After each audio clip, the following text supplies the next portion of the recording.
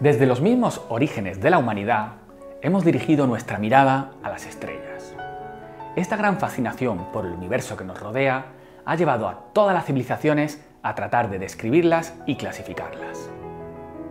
Si bien al principio se ligaban a elementos mitológicos, debemos a Hiparco de Nicea la elaboración del primer catálogo de estrellas.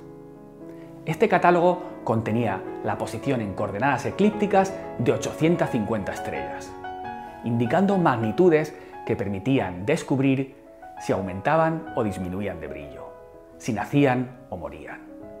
Pero para llevar a cabo esta empresa, Hiparco de Nicea tuvo que inventar el área de las matemáticas por las que será recordado para toda la eternidad. ¿Sabéis a cuál me refiero?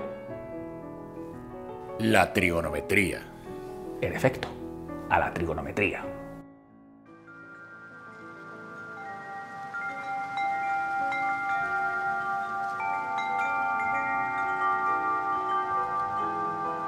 Vamos a dedicar esta serie de aproximadamente 15 vídeos a estudiar trigonometría plana y resolución de triángulos.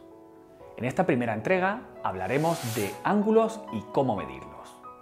Un ángulo está determinado por dos semirrectas con origen común, al que llamaremos vértice. Estas dos semirrectas nos determinan de hecho dos ángulos, las dos regiones del plano que separan. Pero cuidado, a veces nos interesará asignarle a los ángulos un signo que dependerá de su orientación. Dejadme que os explique esto. Podemos pensar este ángulo como un giro de la semirrecta OR en sentido contrario a las agujas del reloj hasta superponerse sobre la semirrecta OS. A este ángulo le asignaremos el signo más, signo positivo.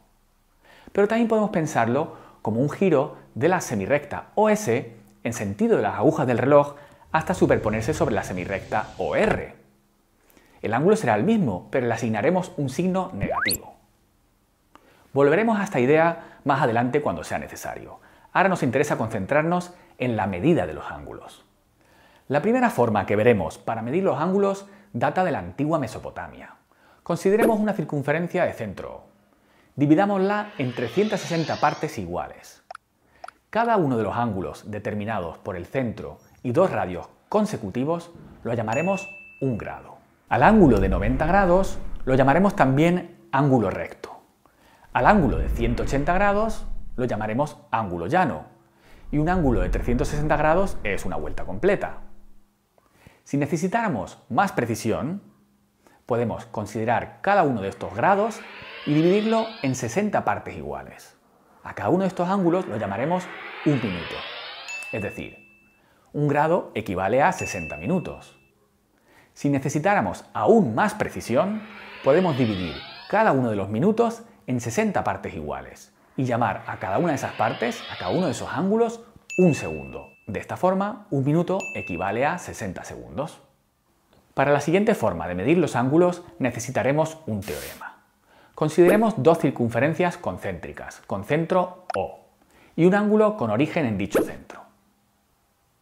El teorema dice que los arcos de curva determinados por las circunferencias y el ángulo son proporcionales a los respectivos radios. Esto es, S mayúscula dividido entre R mayúscula es igual que S minúscula dividido entre R minúscula. ¿Cómo se prueba este teorema? Fijaros que si en vez de considerar los arcos de curva consideramos las cuerdas determinados por el ángulo y las circunferencias, sí que es verdad que la división de P mayúscula entre R mayúscula es igual a P minúscula entre R minúscula, porque esto no es más que el teorema de Tales. Podemos considerar ahora poligonales de 2, 3, 4 lados, etc. Y también tendremos que los cocientes respectivos son iguales, aplicando el teorema de Tales. Pues bien, el límite de estas poligonales es justamente el arco de curva. Así que tomando límites tendremos que S mayúscula entre R mayúscula es igual a S minúscula entre R minúscula. Consideremos una circunferencia de radio R y un ángulo tal que su longitud de arco sea justamente este radio. Diremos que este ángulo es un radián. Radián de radio. Pero me diréis, ¿está bien definido este ángulo? Porque ¿qué pasa si partimos de una circunferencia más grande? Si prolongamos el ángulo hasta cortar a la circunferencia grande, ¿podemos asegurar que la longitud de arco S mayúscula es justamente el radio de la circunferencia grande? Pues sí, justamente por el teorema que acabamos de ver. Tendríamos que S mayúscula entre R mayúscula es igual que S minúscula entre R minúscula. Pero S minúscula es justamente el radio. Y R entre R es 1. Por tanto, despejando esta ecuación, tendríamos que S mayúscula es justamente el radio de la circunferencia grande. Esta forma de medir los ángulos fue introducida por Leonhard Euler en 1748. Para terminar este vídeo, veamos cómo podemos pasar de grados a radianes y viceversa. Recordad que una vuelta completa eran 360 grados. ¿Cuántos radianes tiene una vuelta completa? Esto equivale a ver cuántas veces cabe el radio en la circunferencia. Pero la fórmula de la longitud de la circunferencia es 2πr, es decir, el radio cabe exactamente 2π veces. Así que 360 grados es igual que 2π radianes. Pues para pasar de grados a radianes y viceversa, basta una regla de 3 simple, una proporcionalidad, porque cualquier ángulo medido en radianes dividido entre el ángulo medido en grados va a ser igual que 2π dividido entre 360. Así que si conocemos una de estas dos medidas y no la otra, basta con despejarla de esta fórmula. Así de sencillo. Nos vemos en el próximo vídeo. ¡Hasta luego!